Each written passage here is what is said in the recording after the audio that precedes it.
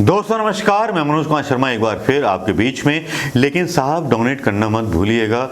Donate किया है राजेश भाई ने, उनका बहुत बहुत शुक्रिया। एक बार फिर कहना चाहूँगा, बार कोड भी यहाँ डाल रहा हूँ। लेकिन इसके आगे की खबर मैं शुरू करता हूँ सचिन पायलट और ये सारी कुछ चीज़ें चल रही हैं, लेकिन इस बीच कुछ खबरें दवाई जा रही हैं। जैसे कि रेल की खबरें दवाई जा रही हैं। रेल का प्राइवेटीकरण हो चुका है। जनता की रेल जो है दवाई जा रही है। जनता की रेल का प्राइवेटाइजेशन हो चुका है। अब जब प्राइवेटाइजेशन हो चुका है तो उस पर किसी का ध्यान नहीं है, ना मोदी मीडिया उसको इतना ज़रूरी समझता है, क्योंकि उसके पास ऐसी कारें होती हैं, पैसा होता है, फंडिंग का पैसा होता है, वो सब यात्राएं कर लेते हैं। चलिए साहब, आम आदमी से आपको क्या फ़र्क पड़ता है? वोट लेने के टाइम पर आप हिंदू मुसलमानों पर आप डिवाइडेशन कर देते हो वोटों का। लेकिन अब जहां पर उन लोगों की बात चल रही है जो सचिन गहलोत हों चाहे सिंधिया हों, जिन्होंने राहुल गांधी ने लीडर बनाया था, खुद पद नहीं लिया था, कुछ उनको लीडर बना दिया था, लेकिन यहाँ उनकी गद्दारी भी साफ चमक में आती है। उनको भी लगता है कि सत्ता का स्वाद उनको लग गया है, इसलिए कांग्रेस के मूल्य और विचारधाराओं को भूल गए हैं। सिंधिया ने तो विचारधारा ही बदल दी है, क्योंकि विचारधारा गॉडसे की अपना ली है। क्योंकि एक खबर ये भी थी कि सिंधिया परिवार ने ही गॉडसे परिवार को रिवाल्वर सप्लाई की थी। सिंधिया परिवार ने गॉडसे को। तो कहानियाँ बहुत हैं, बहुत सारी कहानियाँ हैं जो कही जा सकती हैं, आपस में डिस्कस की जा सकती हैं। लेकिन यहाँ मैं थोड़ा सा कंफ्यूज हो रहा हूँ मीडिया की खबरों को देख करके। जिस तरह से कंफ्यूज कर देता है मीडिया, हम एक चीज़ पे खड़े नहीं रहना चाहते। नेपाल धमका रहा है, उस पर हम वीडियो नहीं डाल पाते। चीन धमका रहा है, चीन अंदर घुस आया, उस पर हम वीडियो नहीं डाल पाते। बांग्लादेश और भूटान जैसे देश धमकी दे रहे हैं हिंदुस्तान को, उस पर वीडियो नहीं डाल पाते, ना मीडिया इस पर कोई खबर दिखा पाता। लेकिन चलिए छोड़िए, क्या लेना देना है। हमें हिंदुस्तानी होने का गर्व है, और हिंदुस्तानी होने का गर्व है इसीलिए हम ये वीडियो आपके साथ शेयर कर रहे हैं। दोस्तों शुरू करते हैं सचिन पायलट से। सचिन पायलट, सिंधिया जी, ज्योतिरादित्य सिंधिया और जितेंद्र प्रसाद और बॉम्बे के बड़े स्टार जिनको लेकर के आए थे राहुल गांधी, उनका नाम ट्वीट में बोलिएगा आप, किनको लेके आए थे। लेकिन उन्हीं लोगों ने राहुल गांधी की पीठ में छुरा घोंप दिया गद्दारी करके। आज की डेट में ऐसा जताया जा रहा है कि युवा पीढ़ी अलग हो चुकी है कांग्रेस के बूढ़े नेतृत्व से। लेकिन ये बूढ़े नेतृत्व का भी अनुभव बहुत ज़रूरी है, इसको समझिएगा, जानिएगा, क्योंकि ये वो लोग हैं जो लड़े हैं, इमरजेंसी से लड़े हैं। इनका अनुभव भी ज़रूरी है, इनका ज्ञान भी ज़रूरी है।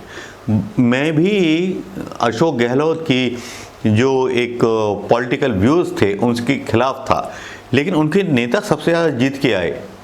अच्छा तो ये होता कि सचिन पायलट जो था विधायक मंडल दल की एक बैठक बुलाते, ना कि भारतीय जनता पार्टी के एक मॉल में जाके बैठ जाते अपने विधायकों को लेकर के। तो गद्दारी किसने की? सचिन पायलट, सिंधिया। ये कहानी दरअसल 2 महीने पहले लिखी जा चुकी थी, और इसका एंगल जोड़ा जा रहा था उमर अब्दुल्ला से, फारूक अब्दुल्ला से, क्योंकि उनकी बेटी सचिन पायलट के साथ ब्याही थी। रिहाई हुई, बदले में मांगा गया कि कांग्रेस की सरकार गिराओ। ये पुष्टि नहीं है, ये कोई न्यूज़ नहीं है, कोई सबूत नहीं है, लेकिन ऐसी आशंका सोशल मीडिया पर जताई जा रही है। कितनी सच्ची है, कितनी झूठी है, ये आप बताएंगे दोस्तों। चलिए, सच भी मान लें या झूठ भी मान लें, तो हुआ क्या? सच और झूठ के बीच क्या हुआ? लेकिन राहुल गांधी ने कोशिश की सचिन पायलट से बात करने की। इतना एटीट्यूड उस नेता को, जिस नेता को कम उम्र में केंद्रीय मंत्री बना दिया हो राहुल गांधी ने, जितेंद्र प्रसाद, और 18 मंत्रियों को बनाया हो, 18 युवाओं को। यह 22 सीटें राहुल गांधी के चमत्कारिक नेतृत्व में आई थी। राहुल गांधी की कितनी बेइज्जती कराओगे उस शरीफ आदमी की, जिसको मीडिया आरोप लगा रहा है कि राहुल गांधी किसी नेतृत्व को आगे बढ़ने नहीं देना चाहते। अरे भैया, उन्होंने तो खुद पद नहीं लिया था, इन सबको मंत्री पद दिया था। राहुल गांधी की वजह से ही मिला था। मनमोहन साहब से उन्होंने रिक्वेस्ट की थी कि युवाओं को मिलना चाहिए नेतृत्व, तभी मिला था इनको। राहुल गांधी को किसी से होड़ नहीं है।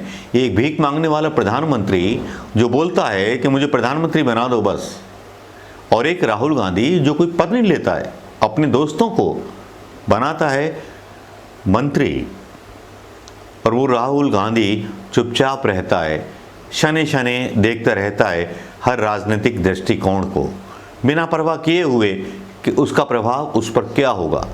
वो राजनीतिक नहीं है, वो अराजनीतिक है। शायद वो राजनीतिक होते, राहुल गांधी जैसा हम नेता चाहते हैं वैसे हो जाते तो ज़्यादा अच्छा होता। लेकिन सचिन पायलट, सिंधिया, देवड़ा और जितेंद्र प्रसाद जैसे लोगों को वाकई बहुत गलती की। आज ये लोग सब खड़े हुए नज़र आते हैं एक तरफ, लेकिन अपनी कॉन्स्टिट्यूंसी में कभी चुनाव नहीं जीत पाए चुनाव हारने के बाद। तो दोस्तों, सवाल तो इन पर भी उठते हैं। राहुल गांधी पे सवाल उठेंगे कि नहीं उठेंगे मुझे नहीं पता, लेकिन राहुल गांधी के दोस्तों ने उनको धोखा दिया है, उनको डिमोरलाइज किया है, और आज बराबरी कर रहे हैं राहुल गांधी की।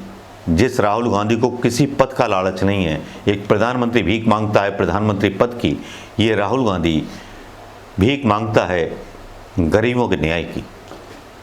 दोस्तों नमस्कार, जय हिंद।